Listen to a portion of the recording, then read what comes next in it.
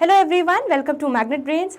मैं हूं अदिति शाह और आज हम करने वाले हैं चैप्टर 4 का वन शॉट रिवीजन। ठीक है, तो ये लेक्चर आपको, जैसा मैं हमेशा बोलती हूँ, आपको सारे one shot revision lectures exam के थोड़े दिनों पहले जब आपका रिवीजन चल रहा है तब आपको देखना है। तो आपको किस तरह से पढ़ाई करनी है, वन शॉट रिवीजन चैप्टर 4 का आप देखोगे और उसके बाद जो इसके MCQs हैं उनकी आप प्रैक्टिस करोगे। अगर आपका पेपर सब्जेक्टिव आने वाला है तो इसके आप क्वेश्चंस प्रैक्टिस करोगे। तो आपको कॉन्सेप्ट्स बहुत जल्दी, आज हम कोशिश करेंगे कि कम से कम टाइम में इस चैप्टर के सारे कॉन्सेप्ट्स हम जल्दी से ब्रश थ्रू करें। ठीक है, बट इसका मतलब ये नहीं है कि जो बच्चे सीधे इस वीडियो पे लैंड कर रहे हैं उनको सीधे चैप्टर 4 का वन शॉट रिवीजन ही देखना है। नहीं, पहला रिवीजन आपका, पहली पढ़ाई आपकी होनी चाहिए जो डिटेल्ड में हमने कॉन्सेप्ट्स के वीडियोस बनाए हैं। ये जब आप सेकंड टाइम रिवाइज करोगे इस चैप्टर को तब आपको ये वाले कॉन्सेप्ट्स वन शॉट रिवीजन से देखना है। चलिए, तो अब बिना टाइम वेस्ट किए बिल्कुल आगे बढ़ते हैं और स्पीड से अपने सारे कॉन्सेप्ट्स को रिवाइज करते हैं। पहला था, हमने कॉन्सेप्ट देखे थे पार्टनरशिप अग्रीमेंट। जो पार्टनरशिप अग्रीमेंट होता है उसमें टर्म्स एंड कंडीशंस जो है वो डिफाइंड होती हैं। अलग अलग टर्म्स एंड कंडीशन डिफाइंड होती है हमारी पार्टनरशिप डीड में। अगर इन टर्म्स एंड कंडीशन में कुछ चेंज आया, ठीक है, तो वो उसको क्या कहा जाता है, रिकॉन्स्टिट्यूशन ऑफ फर्म। ठीक है, क्लियर हो गया? तो बस यही है, partnership agreement defines the terms of relationship among the partners. Whenever there is a change in terms of existing agreement, it results in reconstitution of the firm. तो जब भी पार्टनरशिप अग्रीमेंट के बीच में टर्म्स एंड कंडीशंस, पार्टनर्स के बीच में कुछ भी change होंगे आपके पार्टनरशिप अग्रीमेंट के अकॉर्डिंग, तो आपका क्या हो जाएगा, रिकॉन्स्टिट्यूशन ऑफ द फर्म। मतलब आपकी फर्म वापस से रिकॉन्स्टिट्यूट हो रही है, वापस से तोड़ के बना रहे हो इस तरह से। ठीक है, चलो, अब फर्म का रिकॉन्स्टिट्यूशन कब कब होता है, कौन से ऐसे इवेंट्स हैं? तो पहला इवेंट है change in profit sharing ratio among the existing partners. अगर 3 पार्टनर हैं वो अपने आपस का प्रॉफिट शेयरिंग रेशियो चेंज कर रहे हैं तब रिकॉन्स्टिट्यूशन ऑफ फर्म होगा। अगर कोई नया पार्टनर एडमिशन ले रहा है, नया पार्टनर आपकी फर्म को ज्वाइन कर रहा है, पार्टनरशिप को ज्वाइन कर रहा है, तो तब होगा रिकॉन्स्टिट्यूशन ऑफ पार्टनर। अगर कोई पार्टनर रिटायर हो रहा है, फर्म छोड़ के जा रहा है, तो होगा रिकॉन्स्टिट्यूशन ऑफ पार्टनरशिप।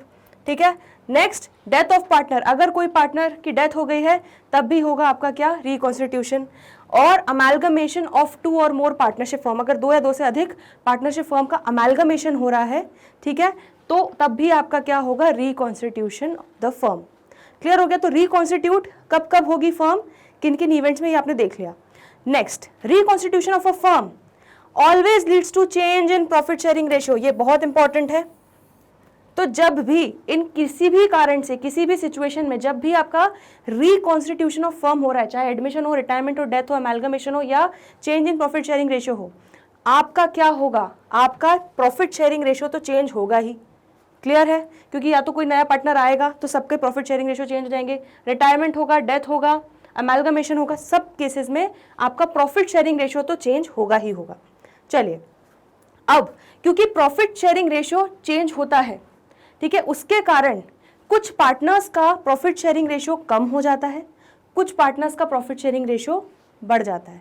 ठीक है, तो किसी का प्रॉफिट का शेयर जो कम होगा, जिसका डिक्रीज होगा, उसको हम क्या बोलेंगे, सैक्रिफाइसिंग पार्टनर, क्योंकि वो अपना प्रॉफिट का शेयर त्याग रहा है। और जिसका प्रॉफिट का शेयर बढ़ेगा change in profit sharing ratio के कारण, तो वो उसका क्या होगा, प्रॉफिट शेयर इंक्रीज होगा, उसको हम क्या बोलेंगे, गेनिंग पार्टनर, क्योंकि उसको ज्यादा प्रॉफिट का शेयर मिल रहा है, वो गेन कर रहा है। क्लियर? चलो, अब हमें ये पता है, ये तो हमने सीख लिया सैक्रिफाइसिंग पार्टनर और गेनिंग पार्टनर क्या होता है। अब एक इंपॉर्टेंट फॉर्मूला क्या सीखा था, सैक्रिफाइस्ड या गेन्ड प्रॉफिट शेयर क्या होता है, old profit share minus new profit share. जो पुराना प्रॉफिट शेयरिंग रेशियो था माइनस जो नया प्रॉफिट शेयरिंग रेशियो है, ये आपका क्या आ जाएगा, सैक्रिफाइसिंग या गेन प्रॉफिट शेयर।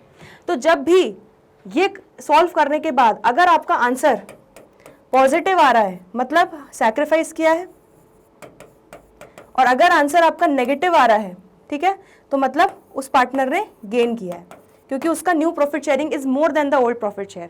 ठीक है, ये आपको याद आ रहा है? चलो, बहुत बढ़िया। नेक्स्ट, हमने एग्जाम्पल देखा था रैंचो राजू फरहान। तो इसका सपोज फर्म का प्रॉफिट हुआ, इनकी फर्म का 3 इडियट्स फर्म का 900 रुपीज़ का। वो लोग पहले 3:2:1 के रेशियो में प्रॉफिट बांटते थे। तो रैंचो को मिला 450, राजू को मिला 300 एंड फरहान को मिला 150।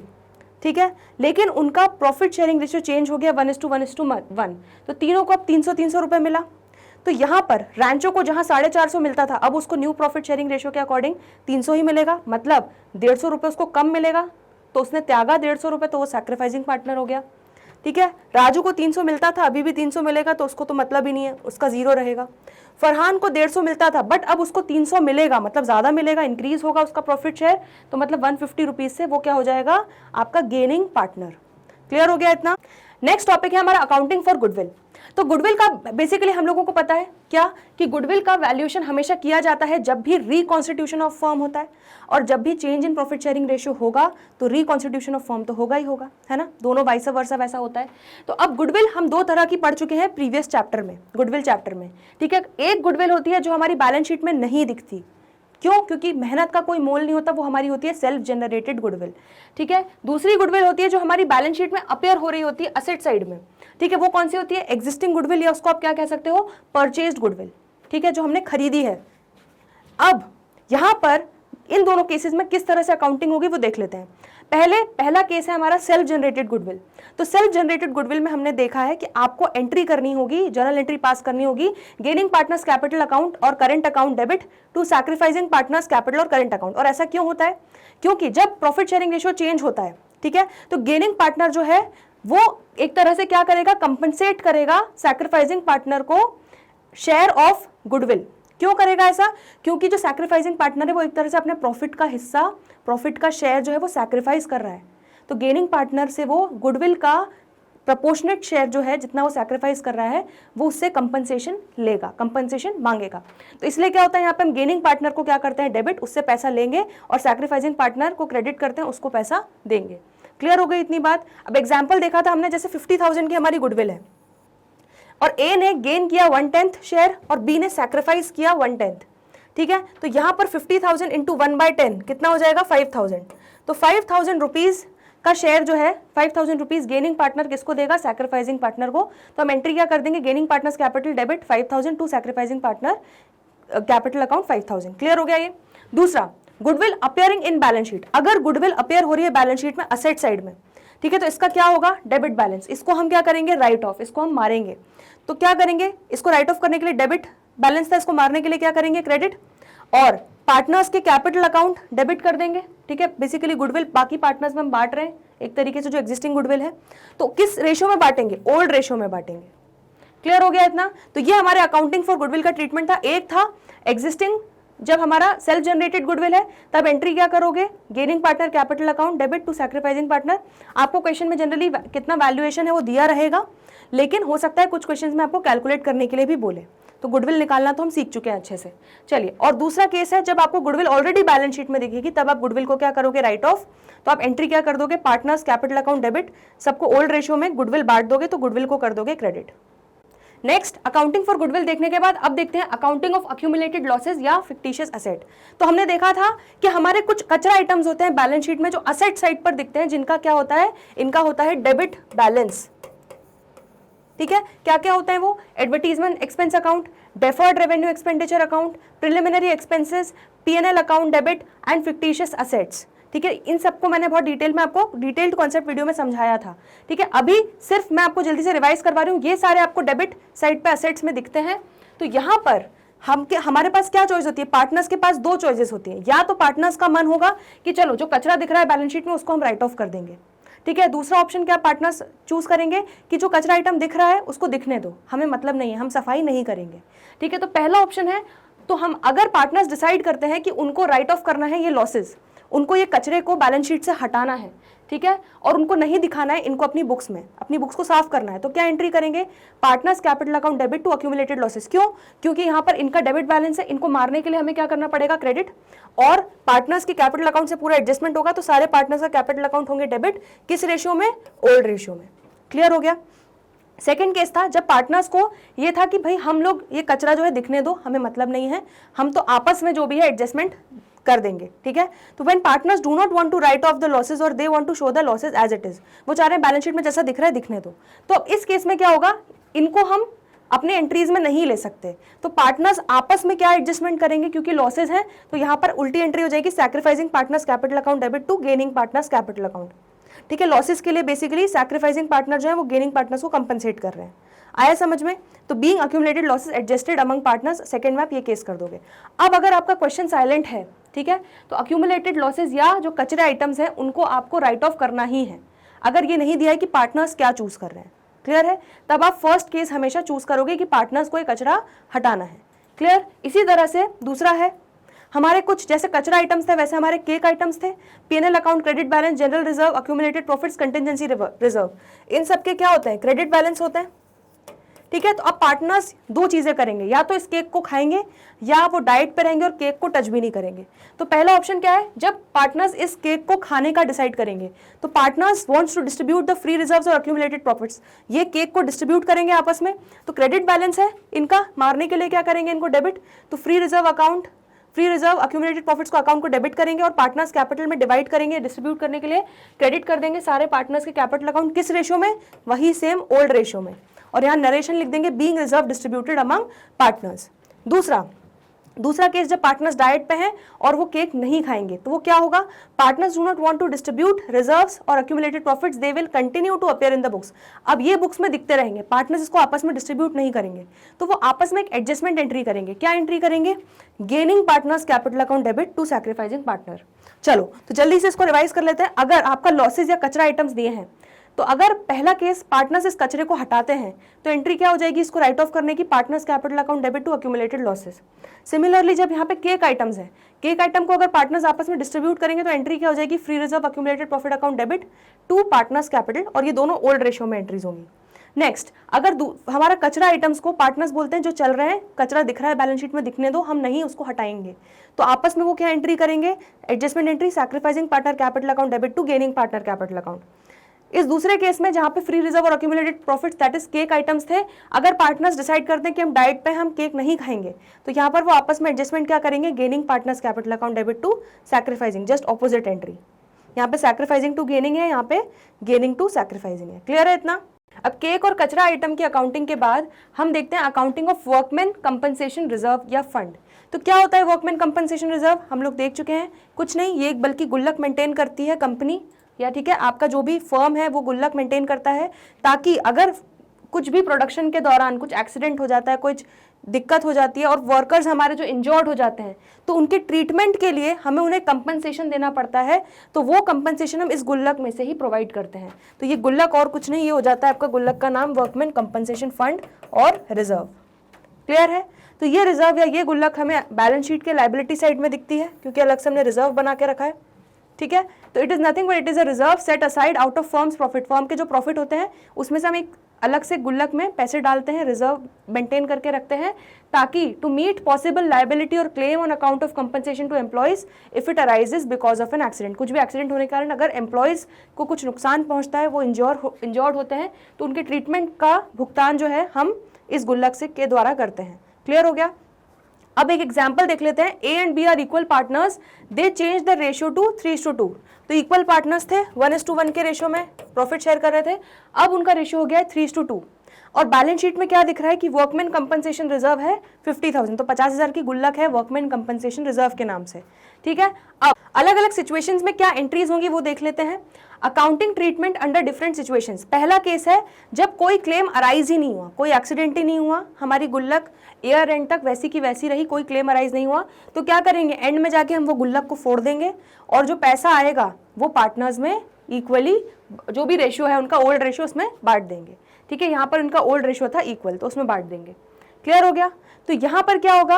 वर्कमैन कंपनसेशन रिजर्व की गुल्लक का क्रेडिट बैलेंस था, उसको फोड़ेंगे तो उसको क्या करेंगे? डेबिट। तो 50,000 डेबिट कर देंगे और जो दोनों पार्टनर्स हैं उनको इक्वली ये पैसा बांट देंगे।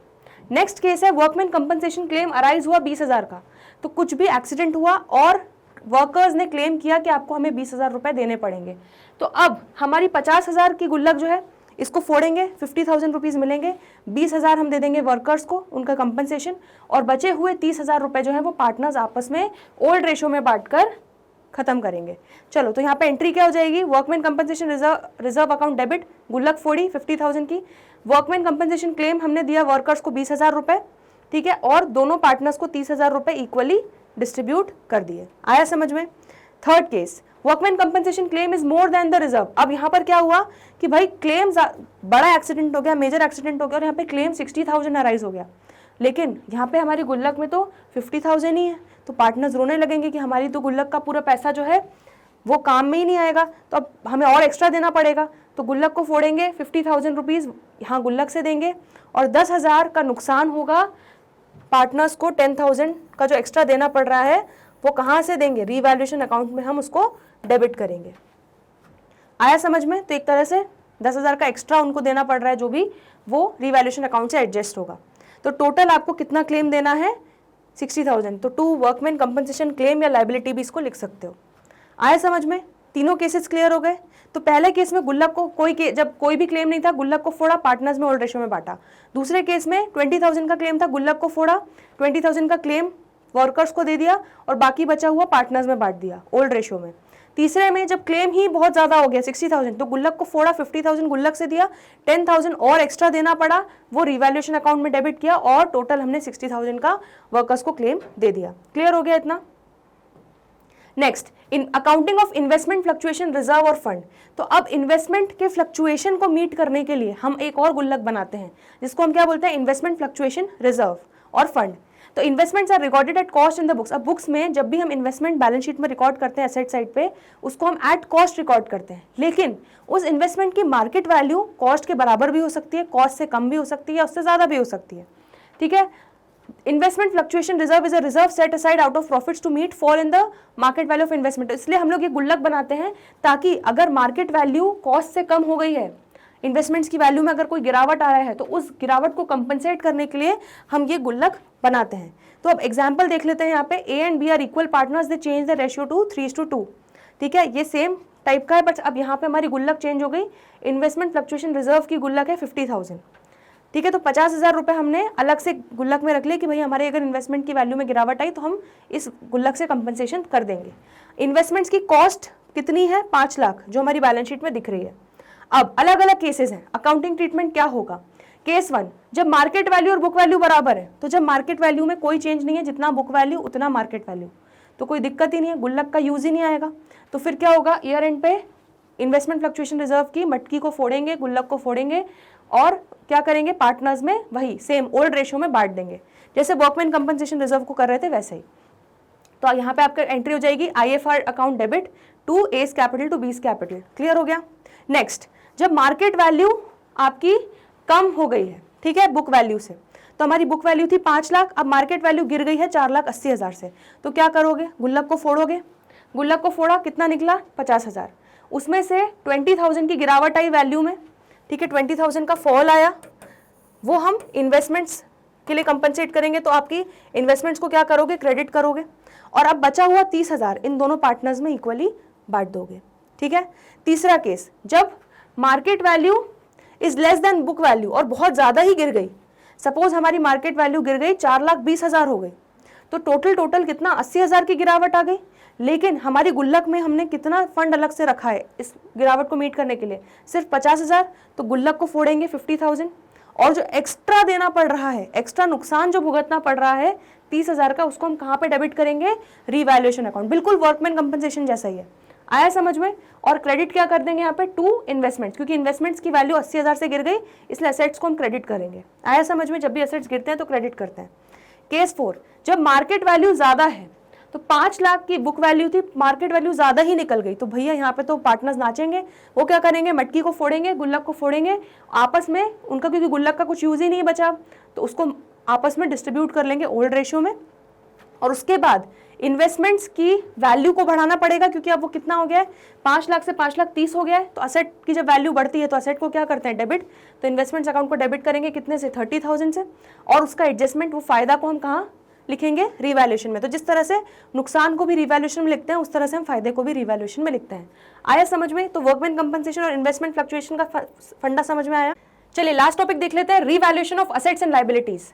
तो revaluation of assets and liabilities मतलब क्या होता है, असेट्स एंड लायबिलिटीज का दोबारा से इवैल्यूएशन होना, रीवैल्यूएशन होना। ठीक है। तो जब भी असेट और लायबिलिटी को रीवैल्यू करते हैं तो हम क्या प्रिपेयर करते हैं, रीवैल्यूएशन अकाउंट बनाते हैं।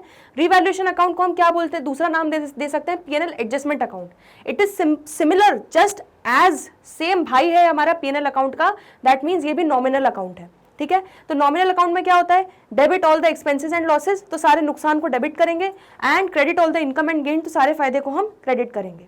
ठीक है। अब हमने देखा है क्या कि जब भी रिकॉन्स्टिट्यूशन ऑफ पार्टनरशिप होता है, जल्दी से एक बार देख लेते हैं, reconstitution of partnership, reconstitution of firm होता है जब, ठीक है, तो क्या क्या होता है। पहली चीज, प्रॉफिट शेयरिंग रेशियो हमेशा चेंज होता है। ठीक है। हमें गुडविल का वैल्यूएशन करना होता है। ठीक है। और हमने क्या देखा था कि असेट्स और लायबिलिटीज को हर बार रीवैल्यू करना पड़ेगा जब भी रिकॉन्स्टिट्यूशन ऑफ फर्म होगा। तो revaluation of assets and liabilities आया समझ में, तो अब कोई कंफ्यूजन नहीं है इसमें। तो जब भी रिकॉन्स्टिट्यूशन ऑफ फर्म होगा ये तीन चीजें होंगी, प्रॉफिट शेयरिंग रेशियो चेंज होगा, गुडविल का वैल्यूएशन किया जाएगा और असेट्स और लायबिलिटीज का भी रीवैल्यूएशन किया जाएगा। अब इसके लिए हम क्या बनाएंगे, रीवैल्यूएशन अकाउंट बनाएंगे जो बिल्कुल हमारे पीएनएल अकाउंट का भाई होता है।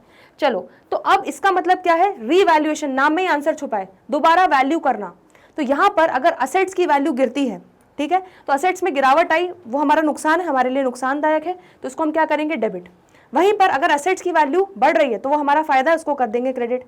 सिमिलरली लायबिलिटीज अगर बढ़ रही है हमारी रीवैल्यूएशन करने पे, उनका दोबारा रीवैल्यू करने पे, तो रीअसेसमेंट करने के बाद लायबिलिटीज बढ़ी तो हमारा नुकसान है, लायबिलिटीज का बढ़ना, उसको करेंगे डेबिट। अगर लायबिलिटीज हमारी कम हो रही है रीवैल्यूएशन करने पे, तो उसको क्या करेंगे हम यहाँ पे अकाउंट में, रीवैल्यूएशन अकाउंट में क्रेडिट।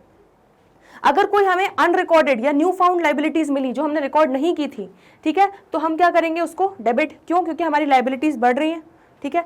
दूसरी, अगर हमारा असेट्स मिला, कोई अनरिकॉर्डेड असेट्स थे या न्यू फाउंड असेट्स थे जो हमने रिकॉर्ड करना भूल गए थे, ठीक है, तो उसको अब यहाँ पर रीवैल्यूएशन अकाउंट में क्या करेंगे, क्रेडिट। क्यों, क्योंकि वो हमारा फायदा है। तो बस आपको इस रीवैल्यूएशन अकाउंट को बनाते वक्त सिर्फ दो चीजें याद रखनी है, नुकसान हो रहा है या फायदा हो रहा है। ठीक है। असेट्स और लायबिलिटीज के लिए बनाते हैं बेसिकली हम रीवैल्यूएशन अकाउंट। ठीक है। अब ये रीवैल्यूएशन करने के बाद या तो आपका प्रॉफिट आएगा या तो आपका लॉस आएगा। क्लियर हो गया, जैसे हमारा पीएनएल अकाउंट में आता है जैसे प्रॉफिट या तो लॉस। अब बिल्कुल सेम एंट्रीज।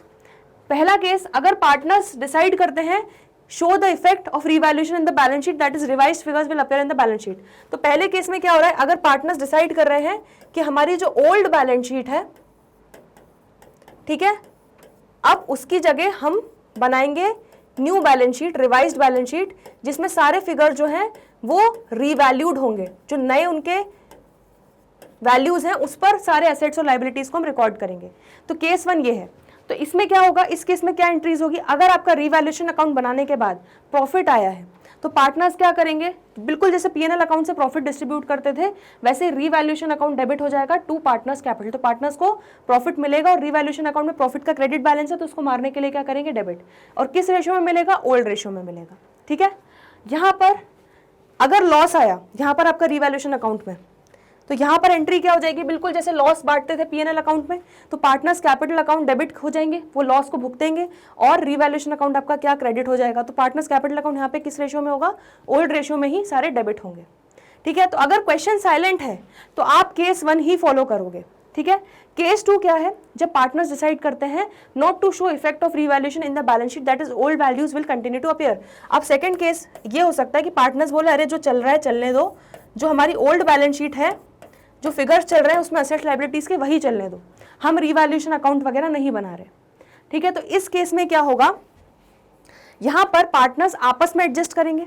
ठीक है। तो हम क्या करेंगे, हम नेट इफेक्ट निकाल लेंगे कि असेट्स और लायबिलिटीज को रीवैल्यू करने के बाद आपका इफेक्ट क्या आ रहा है, प्रॉफिट आ रहा है, लॉस आ रहा है। तो अगर प्रॉफिट आ रहा है, फायदा हो रहा है, ठीक है, तो आप एंट्री क्या कर दोगे, gaining partners capital account debit to sacrificing partner. अगर सारी असेट्स और लायबिलिटीज का net effect results in loss, तो आप एंट्री क्या कर दोगे, sacrificing partners capital account debit to gaining partners capital account. तो बस इतना ही था हमारी पूरी कहानी। ठीक है। दो चीजें हो गई, दो केसेस देख लिए, फिर से रिवाइज कर लेते हैं। अगर ओल्ड बैलेंस शीट की जगह new revised balance sheet, revalued balance sheet दिखाना चाह रहे हैं पार्टनर्स, तो यहाँ पे बिल्कुल पीएनएल की तरह यहाँ पर हम रीवैल्यूएशन अकाउंट बनाएंगे। ठीक है। और उसका प्रॉफिट और लॉस पार्टनर्स में बांटेंगे। लेकिन अगर पार्टनर्स बोलते हैं कि जो ओल्ड बैलेंस शीट है वैसे ही चलने दो, तो यहाँ पे प्रॉफिट के केस में क्या हो जाएगा, हम नेट इफेक्ट निकालेंगे सारे रिवैल्यूड एसेट लाइबिलिटीज का। अगर प्रॉफिट आ रहा है तो gaining partner to sacrificing partner, अगर लॉस आ रहा है तो sacrificing partner to gaining partner, that's it. तो जल्दी से एक बार हम लोग देख लेते हैं कि हमने ऊपर से क्या क्या टॉपिक्स देख लिए। हमने पहले पूरा थ्योरी समझ लिया कि पार्टनरशिप अग्रीमेंट में जब टर्म्स एंड कंडीशन चेंज होती है वो तब होता है रिकॉन्स्टिट्यूशन ऑफ फर्म। हमने सिचुएशंस देखी, इवेंट्स देखे कब रिकॉन्स्टिट्यूशन ऑफ फर्म होता है, और रिकॉन्स्टिट्यूशन ऑफ फर्म होता है तो प्रॉफिट शेयरिंग रेशियो तो चेंज होता ही होता है। उसके बाद हमने देखा सैक्रिफाइसिंग पार्टनर, गेनिंग पार्टनर के बारे में। उसके बाद हमने गुडविल की अकाउंटिंग देखी, जिसमें हमने सेल्फ जनरेटेड और परचेज गुडविल की अकाउंटिंग देखी, क्या एंट्रीज होंगी। फिर हमने देखा कचरा आइटम्स को किस तरह से डील करेंगे पार्टनर्स, केक आइटम्स को किस तरह से डील कर सकते हैं पार्टनर्स, और वर्कमैन कंपनसेशन रिजर्व की किस तरह से अकाउंटिंग होगी अलग अलग सिचुएशंस में, अलग अलग केसेस में। इन्वेस्टमेंट फ्लक्चुएशन रिजर्व की फंड की किस तरह से अकाउंटिंग होगी अलग अलग केसेस में। और उसके बाद हमारा रीवैल्यूएशन अकाउंट कैसे बनेगा असेट्स और लाइबिलिटीज का, और इसमें जो सिचुएशंस होंगी उसमें अलग अलग एंट्रीज क्या होंगी। तो आई होप ये वन शॉट रिविजन में आपको बिल्कुल स्ट्रॉन्ग हो गया है आपका chapter number 4, that is change in profit sharing ratio. तो आई होप आपको काफ़ी हेल्प हुई होगी। फिर भी कोई डाउट हो तो प्लीज़ कमेंट सेक्शन में लिख दीजिएगा। आज के लिए इतना ही, जल्दी मिलते हैं ब्रेक के बाद, तब तक के लिए गुड बाय।